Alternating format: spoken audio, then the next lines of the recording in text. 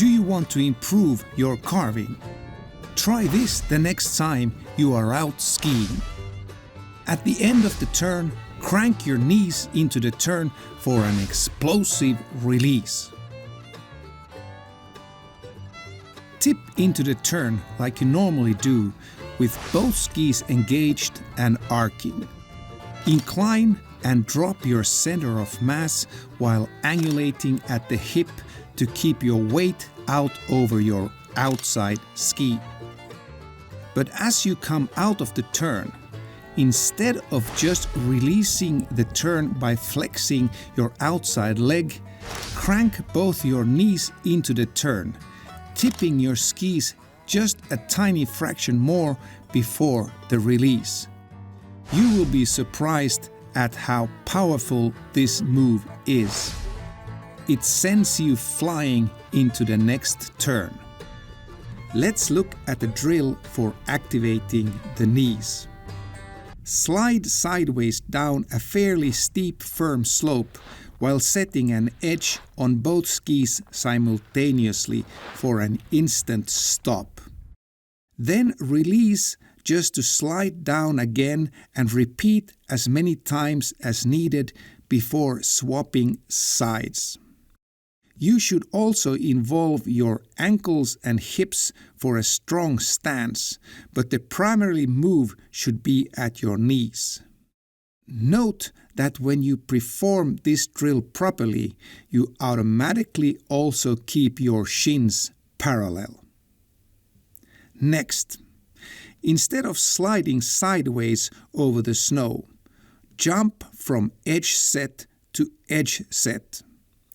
Same tipping movements at the ankles, knees, and hips. Finish it off with a standstill 180-degree jump in order to continue the other way around. We usually do this with 3 repeats for each segment. Note, this is a very high-level drill and it will be tough on your knees, so don't overdo it at first. Looking back at the original clip, hopefully it's now easy for you to spot that magic knee move. Here in slow motion. Just goes to show how powerful this move is.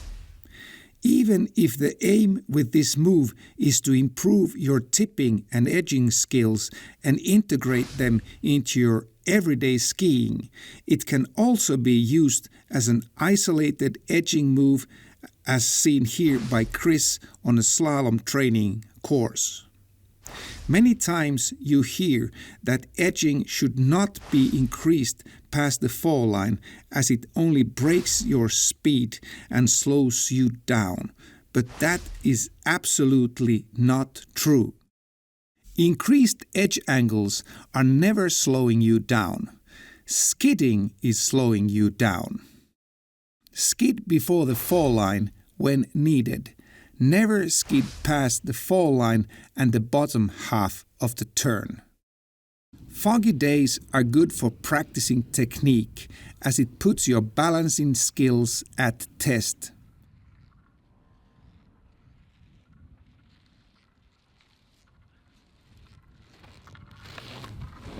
From behind, it's really easy to see how the knee move at the end of the turn adds traction and action. Here, at the lower flat part, Chris swaps the medium short carved turns for true carved short turns, where all the action stays in the legs. Skiing becomes so much more fun when you are able to tip your skis on edge, combining ankles, knees, and hips. Beautiful run to finish off this lesson on knees and edging. That's all, folks.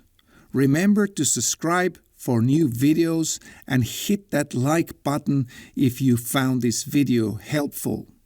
And please leave a comment below. It is so much fun interacting with you, and I try my best to respond to all comments. You can also send me an email at tdk.skiracing@gmail.com. Ski safely and see you out on the slopes.